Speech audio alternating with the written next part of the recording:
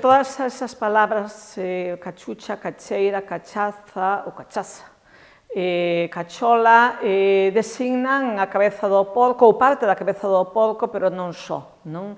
De todas maneiras, xa cinguíndonos a ese significado, debo dicir que son voces todas auténticamente galegas, todas moi características do galego. De feito, pois non existen en español, non existen en portugués co mesmo significado. Podería haber diferencias dialectais importantes, non? Pero antes de responder á distribución, quixera salientar dous feitos. Que un mesmo falante pode ter máis dunha.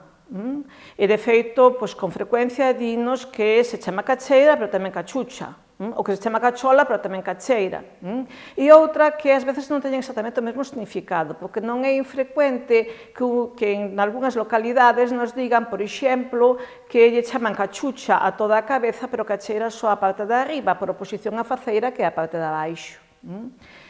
Xa imos a uns termos máis xerais de distribución, polo menos das tres variantes principais, que son cacheira, cachucha e cachola, no territorio galego, podemos decir que cachola é, digamos, basicamente luguesa.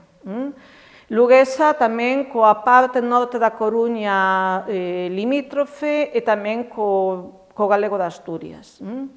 Que cachucha, en cambio, é máis típicamente ourensá, pois cobre toda a provincia de Ourense, máis o sur de Lugo, que en moitos aspectos se asemella moito á fala ourensá, e tamén o galego de León e Zamora. E para cacheira quedaría o resto, a maior parte da provincia da Coruña, se excluímos o Pico Norte, e a maior parte da provincia de Pontevedra.